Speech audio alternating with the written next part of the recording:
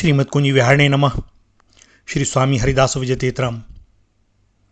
वैष्णवों के प्रमुख 4 संप्रदायों में से एक संप्रदाय है द्वैताद्वैत या निम्बार्क संप्रदाय।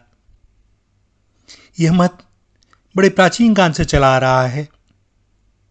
श्री निम्बार्काचार्य जी ने परंपरा से प्राप्त इस मत को अपनी प्रतिभा से उज्ज्वल करके संसार में प्रचलित किया और इसी से इस द्वैताद्वैत मत की निम्बार्क संप्रदाय के नाम से प्रसिद्धि हुई।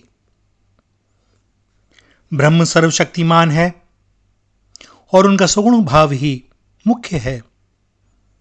इस जगत के रूप में परिणित होने पर भी वे निर्विकार हैं। जगत से अतीत रूप में वे निर्गुण हैं। जगत की सृष्टि, स्थिति और लय उनसे ही होते हैं। वे ही जगत के निमित्त एवं उपादान कारण हैं। जगत उनका परिणाम है और वे अविकृत परिणामी हैं। जीव अणु है और ब्रह्म का अंश है। ब्रह्म जीव तथा जड़ से अत्यंत पृथक और अपृथक भी है। जीव भी ब्रह्म का परिणाम तथा नित्य है। इस सृष्टि चक्र का एकमात्र प्रयोजन ही यह है कि जीव भगवान की प्रसन्नता एवं उनका दर्शन प्राप्त कर अपने को सफल करे। जीव के समस्त कलेशों की निवृत्ति एवं परमानंद की प्राप्ति भगवान की प्राप्ति से ही होगी।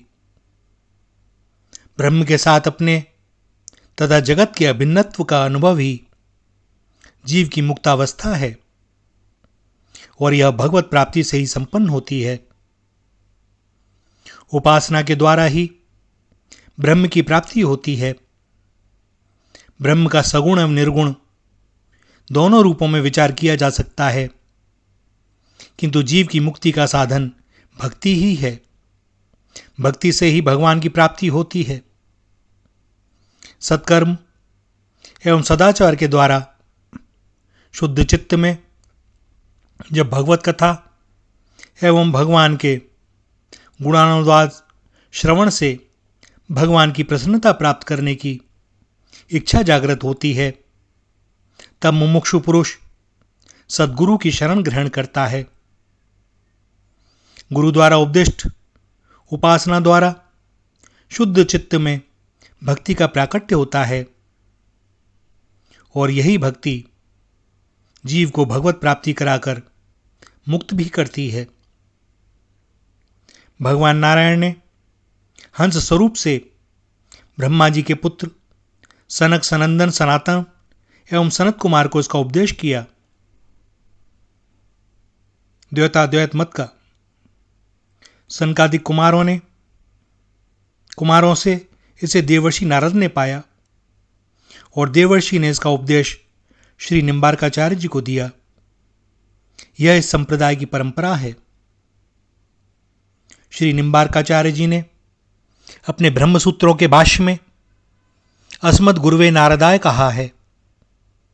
सनकादि कुमारों का भी उन्होंने स्मरण किया है।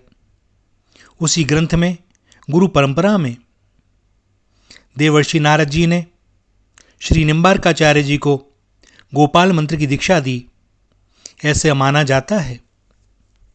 भक्तों के मत से द्वापर में और संप्रदाय के कुछ विद्वानों के मत से विक्रम की 5वीं शताब्दी में श्री निम्बार्काचार्य जी का प्रादुर्भाव हुआ।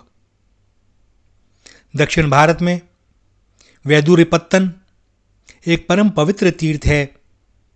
इसे दक्षिण काशी भी कहा जाता है और यही स्थान श्री एकनाथ जी की जन्मभूमि भी है। यहीं श्री अरुण मुनि जी का अरुणाश्रम था। श्री अरुण मुनि जी की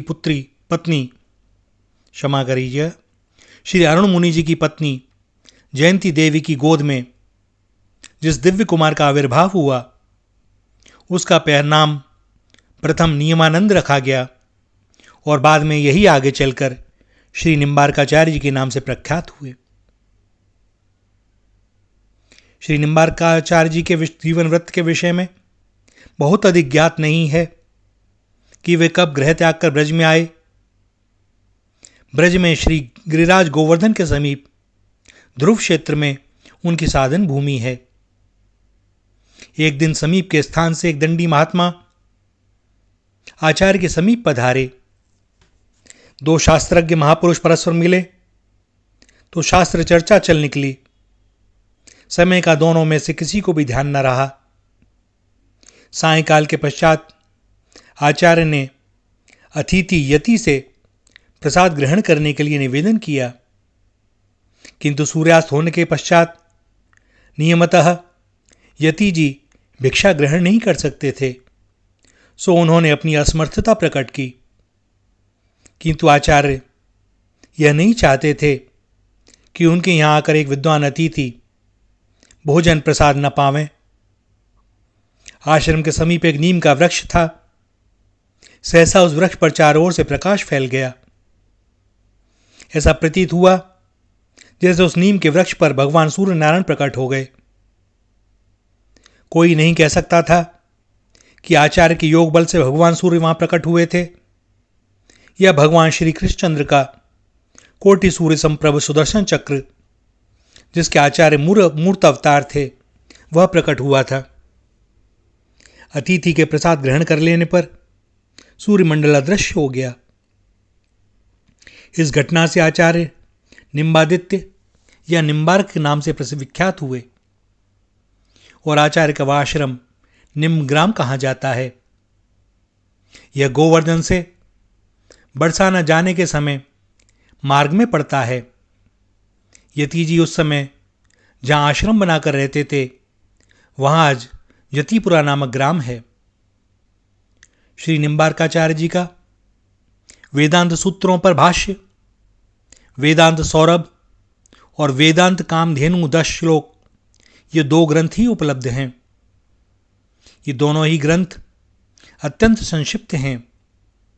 इनके अतिरिक्त गीता भाष्य, कृष्ण स्तवराज, गुरु परंपरा, वेदांत तत्वबोध, वेदांत सिद्धांत प्रदीप, स्वधर्मावबोध, ऐतिहत तत्व सिद्धांत, राधाष्टक आदि कई ग्रंथ आचार्य ने लिखे थे।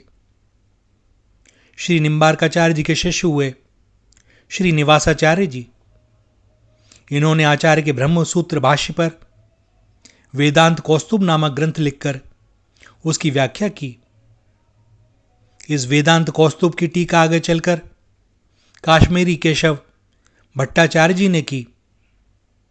श्री निवासाचार्य जी के पश्चात शिष्य परंपरा से 11वें आचार्य हुए श्री देवाचार्य जी। इन्होंने वेदांत जाह्नवी तथा भक्ति रत्नावली नामक 2 ग्रंथ लिखे, जिनका निम्बार्क संप्रदाय में अत्यंत सम्मान है। श्री देवाचार्य जी के 2 शिष्य हुए श्री सुंदर भट्टाचार्य जी तथा श्री ब्रजभूषण देवाचार्य जी।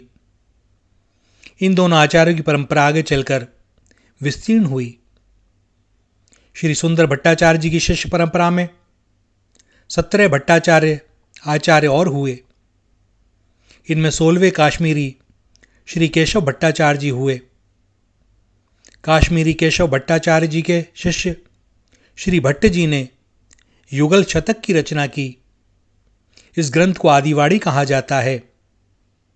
श्री भट्ट जी के भातृवंशज गोस्वामी अब भी निम्बार्क संप्रदाय की सीधी परंपरा में ही हैं। श्री भट्ट जी के प्रधान शिष्य श्री हरिव्यास जी हुए और इनके अनुयायी आगे चलकर अपने को हरिव्यासी कहने लगे। श्री हरिव्यास जी के 12 शिष्य हुए, जिनमें श्री शोभू राम देवाचार्य, श्री परशुराम देवाचार्य, श्री घमंड देवाचार्य तथा श्री परा गोपाल देवाचार्य अपनी प्रमुख विशेषताओं के कारण उल्लेखनीय नाम हैं। इनमें से श्री शोभूराम देवाचार्य जी की शिष्य परंपरा में चतुर चिंतामणि की परंपरा इस समय देश में अधिक व्यापक है। श्री परशुराम देवाचार्य जी श्री महाराज की परंपरा को ही सर्वेश्वर की अर्चा प्राप्त है और निम्बार्क संप्रदाय के पीठाधिपति इसी परंपरा के आचार्य होते हैं। ब्रज में जो रासलीला का वर्तमान में प्रचार है वह श्री घमंड देवाचार्य जी की भावुकता से प्रादुर्भूत परंपरा है। श्री परा गोपाल देवाचार्य जी के शिष्य श्री गिरधारी शरण देवाचार्य जी जयपुर, ग्वालियर आदि अनेकों राजकुलों के गुरु हुए। श्री व्यासदेव जी की यह शिष्य परंपरा है। उनके भातृवंशज अपने को हरिव्यासी नहीं मानते, वे निम्बार्क संप्रदाय की सीधी परंपरा में हैं। श्री देवाचार्य जी के दूसरे शिष्य श्री ब्रजभूषण देवाचार्य जी की परंपरा में श्री रसिक देव जी तथा श्री हरिदास जी हुए। ऐसी भी मान्यता है कि महाकवि जयदेव वो भी इसी परंपरा में हैं। श्री रसिक देव जी के आराध्य श्री रसिक बिहारी जी और स्वामी श्री हरिदास जी के आराध्य श्री बांके बिहारी जी हैं। श्री हरिदास जी के अनुयायियों की एक परंपरा के लोग आगे चलकर अपने को हरिदासी कहने लगे। इनका मुख्य स्थान वृंदावन में तटिया स्थान है। कृष्ण प्रणामी या प्रणामी संप्रदाय के आद्याचार्य श्री प्राणनाथ जी की जीवनी में उनको हरिदास जी का शिष्य बतलाया गया है।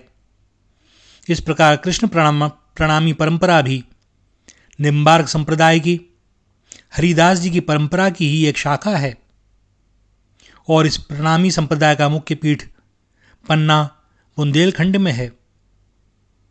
श्री निम्बार्काचार्य जी तथा उनकी परंपरा के अधिकांश आचार्यों की यह प्रधान विशेषता रही है कि उन्होंने दूसरे आचार्यों के मत का खंडन नहीं किया है।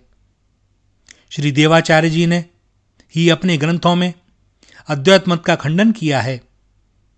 श्री निम्बार्काचार्य जी ने प्रस्थान त्रयी के स्थान पर प्रस्थान चतुष्टय को प्रमाण माना है और उसमें भी चतुर्थ प्रस्थान श्रीमद् भागवत को परम प्रमाण स्वीकार किया है। अनेक वीतराग भावुक भगवत भक्त इस परंपरा में सदा से ही रहे हैं और आज भी हैं। यह भी श्री युगल सरकार की एक रसभरी परंपरा है और बहुत से रसिकाचार्य इसी परंपरा में हैं। श्री राधा श्री राधा श्री राधा।